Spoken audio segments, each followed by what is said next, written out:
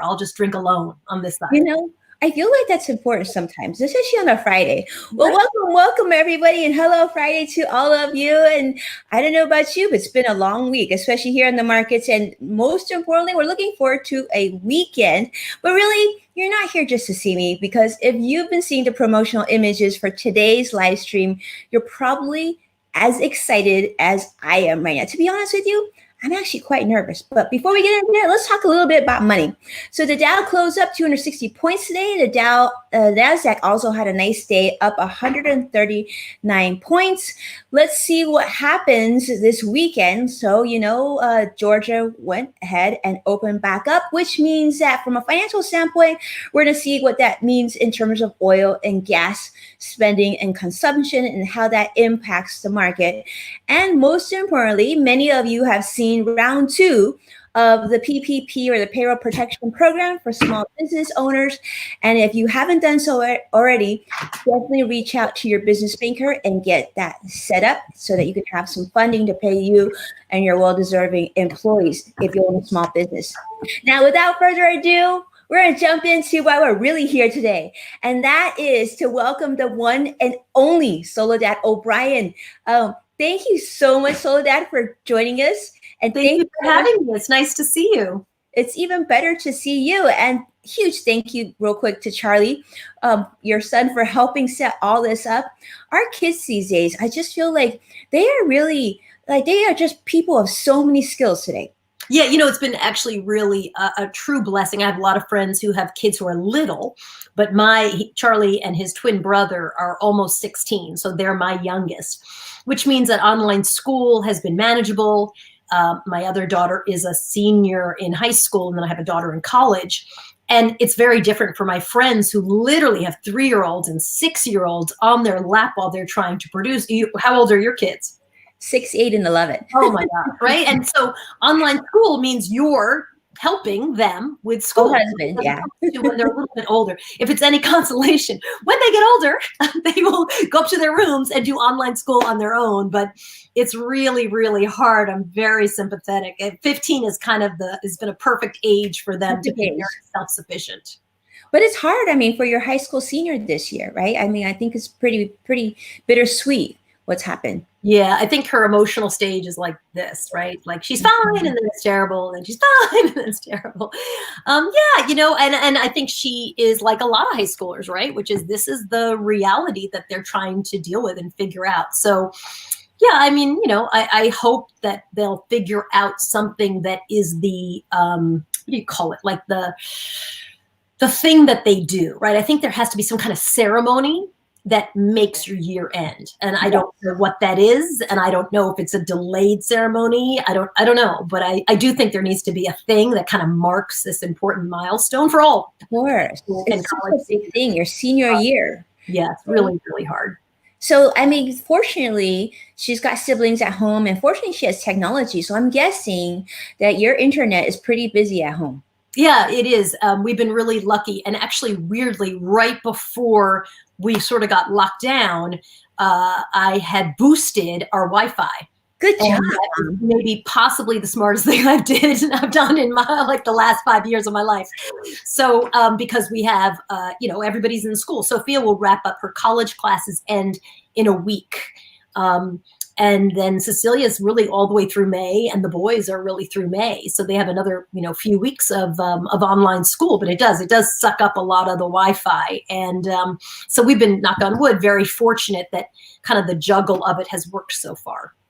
So how do you feel about this? As a parent, I feel like it's been terrible, but it's been such a blessing in disguise also, because we sort of slowed down and had more quality family time. And we're just talking about this before we got on here, is having multiple children. I feel like I have never loved it more than now, because they have friends, like a little community within the home.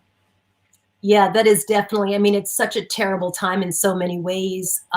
But also I think when you have a big family and you have siblings to play with, it makes it a little bit easier, because I know so many kids are looking for someone to play with. It's just a really hard time. And even just, when you have a big family, you kind of have just a lot of responsibilities. But because my kids are older, it's not the kind of responsibilities where they need to sit on my lap while I'm doing something. And so my producer, Talia has a little boy, who literally sits on her lap while she's producing our show. And it's a lot. It's just a lot. So yeah, no, I feel, listen, I think right at this moment, everybody has their health.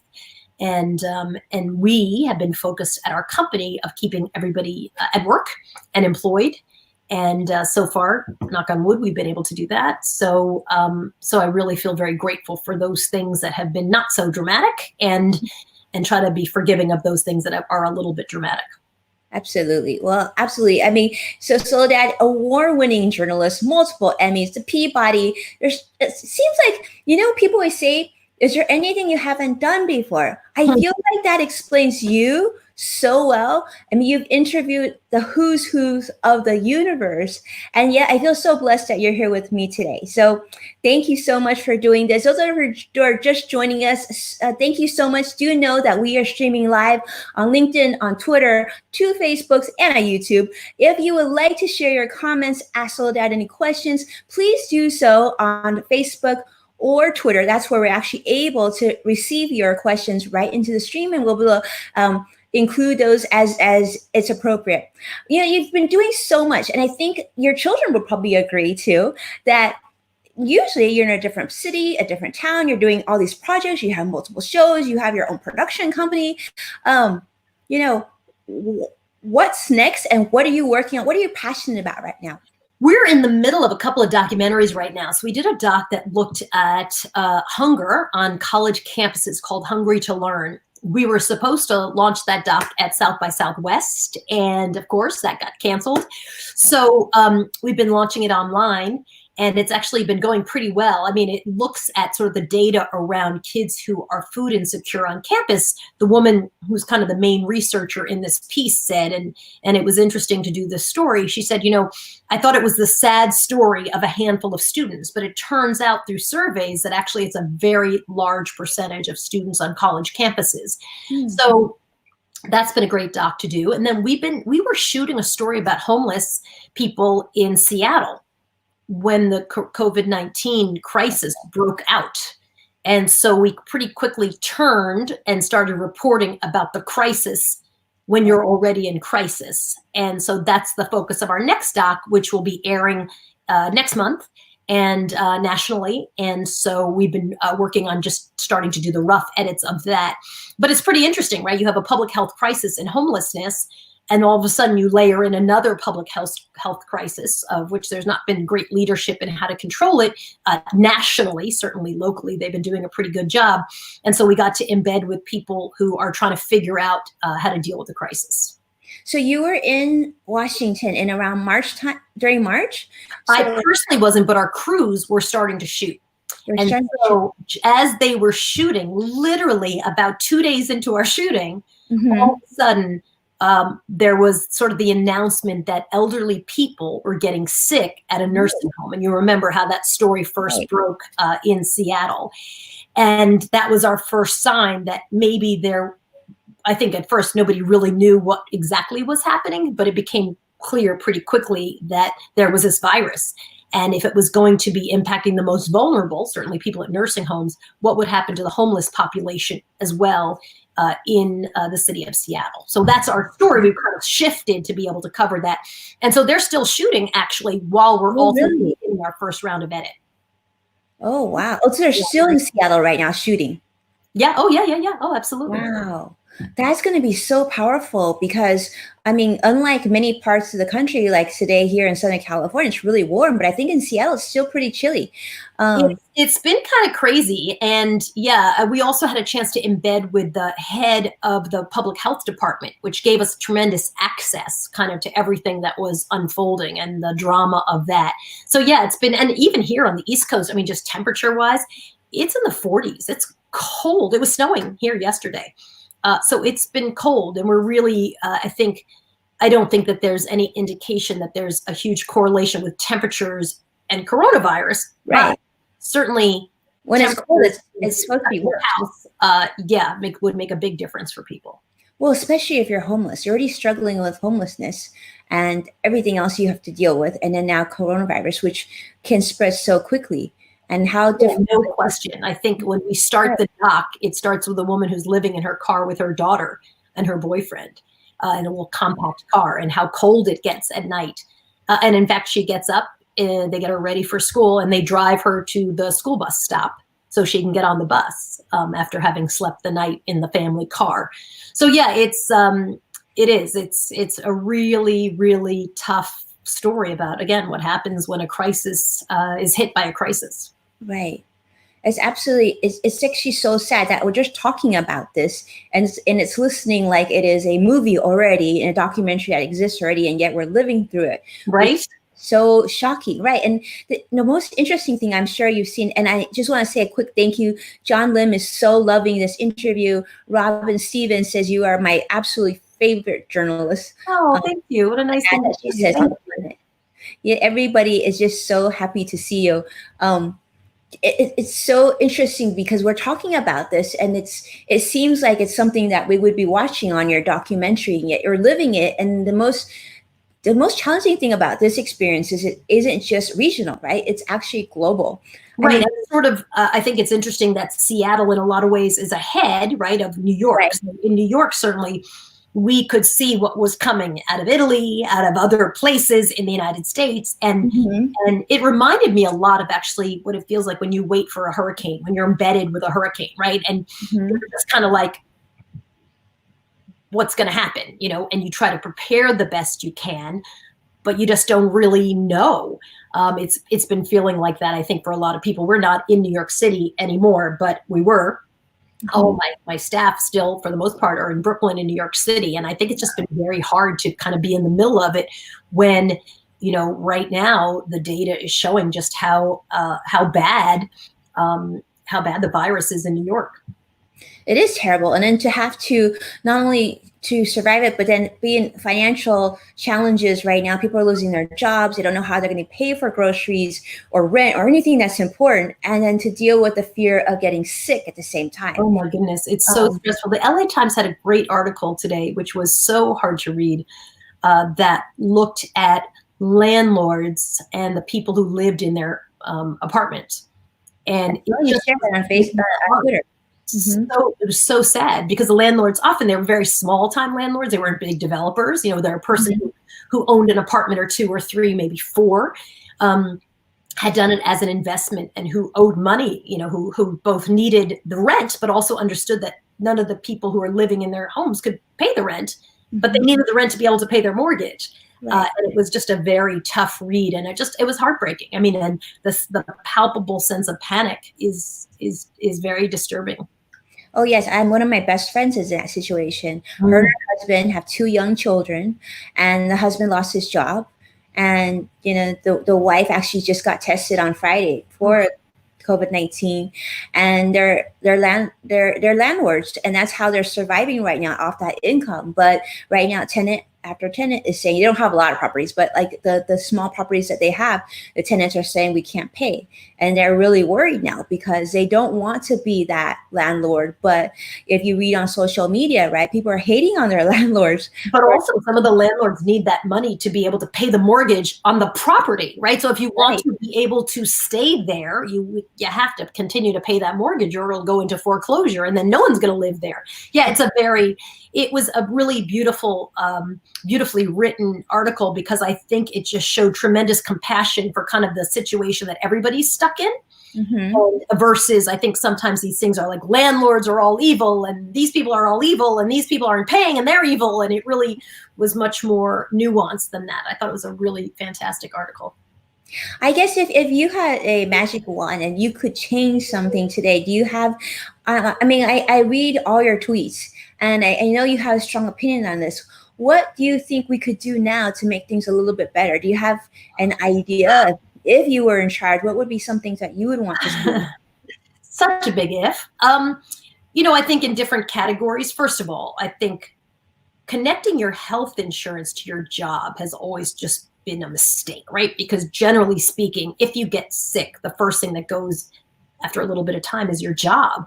And so we've all seen that, right? So what ends up happening is that people who lose their jobs end up getting into this very expensive health insurance. So number one, I would say we have to figure out a way that we can make sure that everybody has access to healthcare affordably. And you have to be able to protect people so that they can, if they can't afford it, that they can get health care, right? I mean, obviously you want to make sure that people who are on the front lines, who are often doing the lowest paid jobs, Right. can get help and get access to health care. So that's been really, I think, a long time frustration for me. It just doesn't make any sense. So that would be one thing. I think I'd like to see journalists do a better job in how they cover the president. I think that's been pretty remarkably bad. And I get it. They're trying to get the ratings and the bump, but I think they end up with covering, giving airtime to conversations about injecting bleach and disinfectants, which then they have to give airtime to conversations about, well, don't do that, even though we just gave airtime to someone telling you maybe that would be a good thing to do. So that's been very messy, and I don't think they've been able to figure that out yet. And also, I think we have to really think about how we're going to protect those people who are on the front lines. When I go to that local Hannaford, which is what's in my neighborhood, I don't think they necessarily feel like heroes. They feel like they need to work, so they take on the risk because they feel, well, I'm lucky I have a job, but I have to take on this risk. And it's kind of heartbreaking. I mean, one of the women who was working the other day, just talked about being berated by people. And she probably is a 70-year-old checkout lady, and people just yell profanity at her. It's disgusting. So I just think there's not really a plan for how do you protect and elevate and help those frontline workers. Their jobs are very important, but in terms of how we're helping them, it doesn't seem very important. And I guess finally, I would say, for a lot of people, they just haven't got any money. The lines for people who are now need food are tremendous. There's been lots of videos that show, just 1,000 cars lined up. So I think, we have to be in a better position to be able to get emergency funds to people who need it. It's insane that the money has run out pretty quickly, and that it's, going through a process, through another process. I know so many people with small businesses who can't work, but also can't get access to money. They can't get access. The loans process has been so inefficient. They get the loans, but can't even get cash, right? I mean, they're literally, and they run a small business. They have 2, 3, 5 employees. My business has about 11 employees. We're bigger than some. But I think that they just feel like as a small business that doesn't have a lot of clout, there's no, they don't have a private banker who's helping them. There's nobody that they call who's their private banker. They have a bank that they go to, but no one can kind of put them in line to get a loan.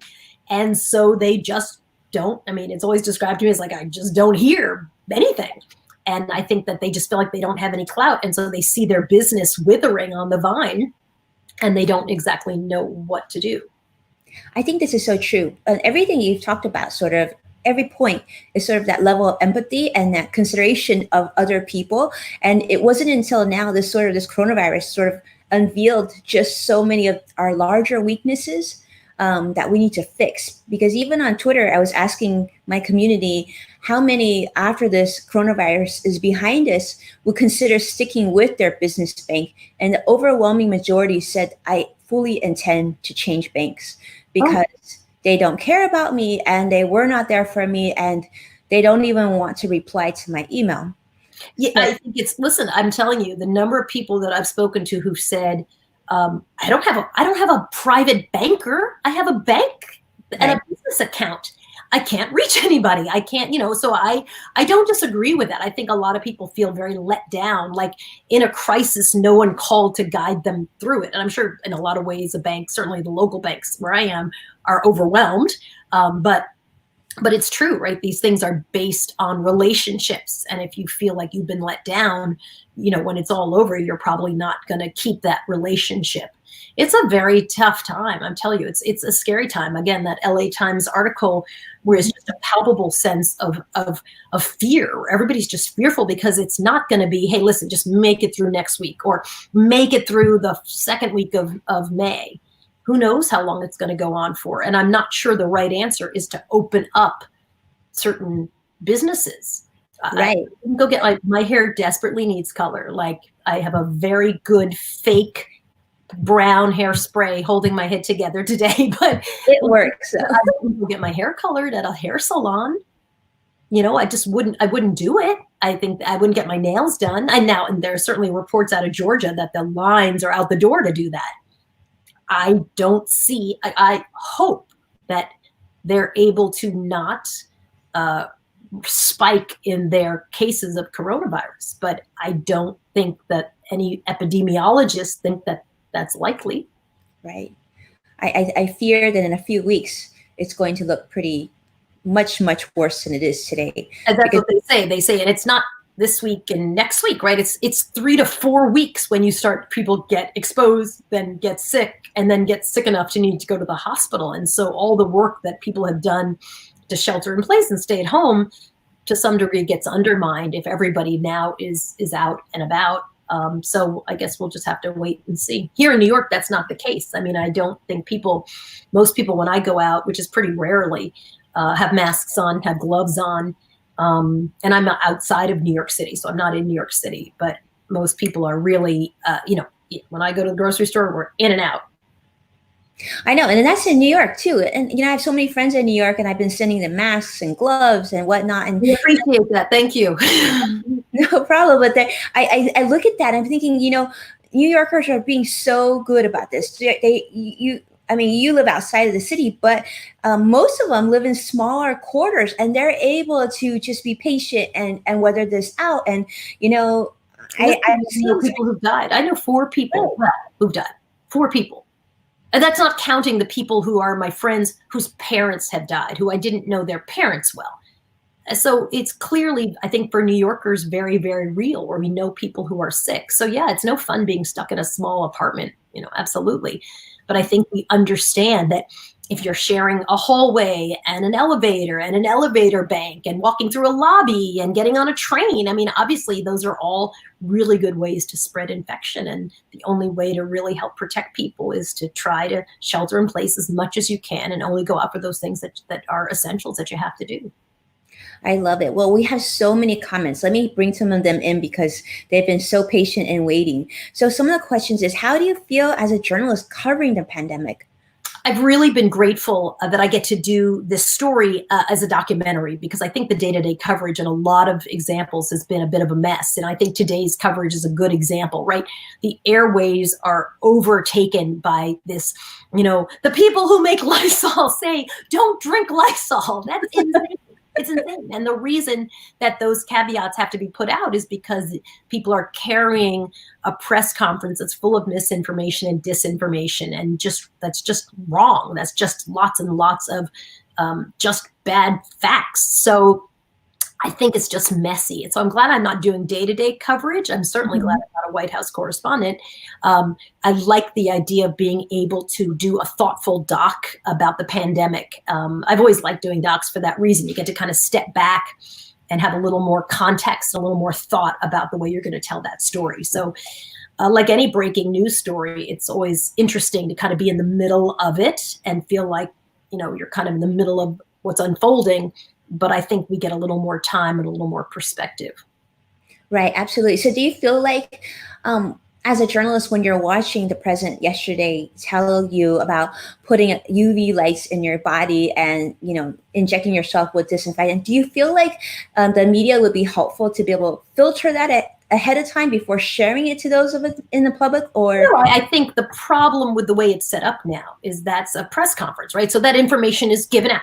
And then everybody after the fact scrambles and then tries to wrap context around it, but it's out and it'll replay a million times. And listen, I think most people will think, wow, ingesting or injecting yourself with disinfectant, it's a good way to die. It's probably not very smart, but there's going to be people. I think that the governor of Maryland said he fielded 100 calls from people who are asking if, in fact, that was a good idea. Should they be people drink bleach to try to kill the coronavirus if it was inside of them?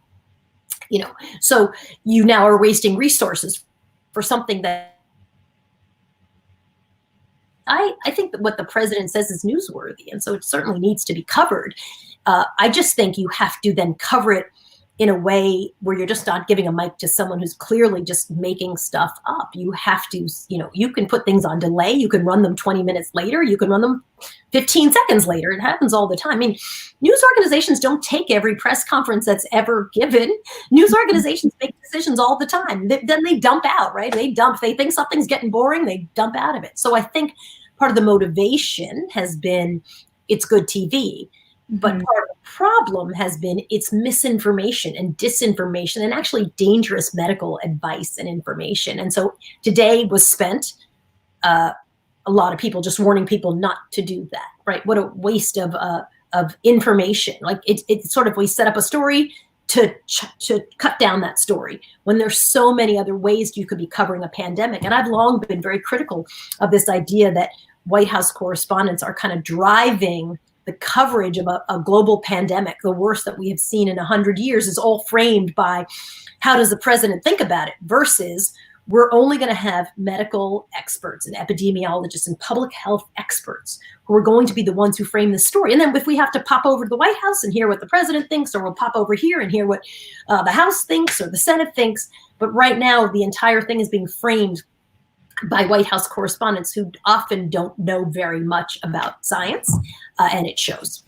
Yeah, that is such an eye-opening experience just hearing you describe that, because as someone who really is sort of the audience of what we're consuming on TV and news and on Twitter and whatnot, you're absolutely right. We're hearing so much more about the president and how he's feeling and his mindset and everything else, and less so from our healthcare and scientific community, which is being completely overshadowed by this experience. So wonderful. So Mike Alton, thank you so much. He's loving this. And Robin says, well said. Thank you so much for that.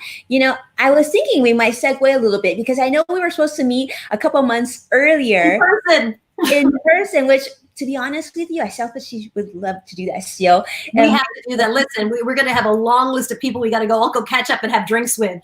Absolutely. Absolutely. But let's talk about this. This is something that's pretty awesome. Let's talk about the Historical Basketball League. Talk about this to me. Educate me. Why Soledad? You asked me to join the board. And I remember thinking well, I'm not really an expert in basketball and I never played. But what I loved about the organization is really around justice, right? It's about how do you think about taking scholar athletes and helping compensate them for a business that's essentially built on their backs, but for which they get no money. They can't get compensated. Some people would say, listen, your tuition is being covered, and so that's compensation enough. But for many of these students, I mean, food is an issue. Many of them come from poverty. So is there a way, in fact, to create a model where you could actually have teams play in a league where the students, the scholar athletes, the goal is to get them to finish school, to be educated, clearly, to be great players, and also to be compensated fairly for what they're bringing. So I am not a basketball expert at all. I'm very thrilled to be able to be part of a conversation around what's just, what's fair, and how do you not exploit young people? Well, absolutely, because they're working really hard. And the statistics show that a lot of college players never make it to pro, right? So why not have an opportunity for them to learn how to look up to people like you who've done a great job in terms of building their brand, using their intelligence, their education, their network and experience to get to do, like, look at all the things you're doing right now, right? So taking those sort of mentoring opportunities from people like you to these students who are really just focused, they're really like 20 something years old, just trying to figure out how to play ball. But so I think there's so much money in the system that is being built on their work. They're not sitting on the sidelines and saying, listen, someone should throw me some money. They're the actual players in the system who are not allowed to make money. Again, some people would say, well, your tuition is money. But many players will tell you, well, the focus is not really the academics. The focus is important. If you're lucky, you can parlay that into the NBA. But I do think, the question is really, is there a more fair way to make sure that if you're building a system that's making a ton of money off of young people who are playing ball on television and very, very rich television contracts, is there a way to compensate those students fairly? And I think the answer is yes. And so when they reached out to me, I thought, well, this is a conversation that I'd like to be part of, because I've tried to be part of conversations around what's fair and what's just. It's sort of back to what we were talking about a minute ago, right? What coronavirus has unearthed for all of us is this idea that, certain things are just not fair. For example, and I haven't reported this, so we're just looking into it now, but I know that if the state opens up jobs, right, yes, you have to go back to work. So for people, if you're in Georgia and now it's official that your barbershop is open, you can't claim unemployment. You can decide not to work, but you can't say the system has been shut down by the government. So is that safe? Is that fair? I mean, I think justice is really for me, always the thread that underscores all of these things. Fascinating. And actually, Miss Jackson is joining us. He's an attorney here in Southern California. He says, college athletes, these kids should be able to keep their IP rights. I bet Mitch Jackson is a lawyer, because only lawyers, IP lawyers, talk about IP rights. Right? I mean, if your likeness is being used, and actually there's been a number of cases in journalism, if your likeness is being used, do you have a right to your likeness and your intellectual property? I would agree with lawyer Mitch. Because I think that is the case. I mean, what else do you possibly have but your name? And for some students will be able to leverage off of that, and some won't, right? For some students, they will be able to build a business off of that, and other students, maybe more modestly. But I think there is a way to make sure that people are both compensated and that their education is certainly equal in priority, not one of those things of like, wink, wink, we don't really care if you graduate. We want you to graduate. We want you to be educated, so that you come out in a great position to be a well-educated person poised for a great job. And if you have the opportunity to go pro or go play in any way that you want, fantastic, even better. Is there a financial model that can make that happen? And I think clearly the answer is yes. Well, clearly you have a role in this. So as someone who obviously doesn't know, like you just said, you didn't know that much about basketball. So what is your role then at the PCL? Well, I think my role, truly, and believe me, they did not ask me because they thought I had tremendous basketball experience. There's a few people who do. My role is about storytelling. How do you figure out how to tell stories about justice and fairness and not be preachy and not be annoying and not be boring? How do you capture the urgency under these things that are really ultimately about human beings and what's right and what's wrong? And I think that that's why I've been asked to be part of it, because I think these are compelling stories about this league starting. I mean, it's going to be an amazing documentary one day that will have my fingers all over it. So yes, definitely on the documentary side, I will be involved. On the advising players in any way, shape, or form, I will definitely not be involved. I'm pretty sure there are many better people than me to do that. Well, I'm pretty sure they feel very, very fortunate for you being there. And I bet that players just love working with you because you're so real. And it's so interesting, though, because, again, I think what's happened with everything, right, is that coronavirus has kind of put a stop to the rollout of all of this. So we haven't officially in terms of really starting, we're going to start shooting more. We had plans actually to do that when last we talked, but I think coronavirus has really, like for everything, right? And we're all home and sheltering in place. So there hasn't been an opportunity to sit down and get to meet the players and get to sort of understand their stories and see from my perspective as a documentarian, where does that narrative take us and whose stories do we want to tell and how do we want to elevate them? So we haven't really had that chance yet, unfortunately. We will, because we will. But also, Soledad, I mean, it sounds like a live streaming opportunity too. But no one can play together. That's true. But then, yes, it does. It's so great because everything's a live streaming opportunity. But right, I mean, I think part of it is getting teams together. And one of the things that's been so crazy, right, is no sports. It's been really weird. My boys especially are obsessed with sports. And I think it's really, really, it's really hard. It is really hard. But did you hear the news today about virtual football? There is hope. people are finding ways to enjoy sports in a very virtual way. And they said virtual football is like the popularity today was off the charts. Really? Okay. I need to see that, but okay. Yeah, it's a virtual football, virtual basketball. Maybe somehow get these players together. Maybe they could get in a room and play. There's a lot of reporting on esports, and maybe that's going to end up being, just everybody who's competing against each other, but in their own room, in their own home, and their own PlayStations. Exactly. Without being, could be 6 feet or more away from everybody. True. To compete. That would be interesting. I wonder too, these kids, they only have a finite amount of time to play sports, especially collegiate sports, right? So if you take away nearly half a year off their education, right? Not only education, but also the time to train, it's going to have a big impact on these kids that are really, this is like their shot. Yeah, listen, I think that's true across the board, whether that's kids who have a shot to go pro or kids who are just good players who would like to go and play at some level. And, it's hard. It's really hard. My boys are gigantic sports fans, and I think it's just tough for everybody. But you have no event if you can't guarantee people that they'll be safe. Would you go into a stadium if they're like, good luck? We hope that it's going to be, I wouldn't. I mean, and I'm not a particularly paranoid person, but I do feel like I'd want to keep myself and my family and my elderly in-laws safe. How could I possibly justify going to something with a giant crowd of people if we haven't figured out how to manage coronavirus? So as much as it is horrible and unfair for these students in every which way, all students, I mean, I think it's just been a real struggle.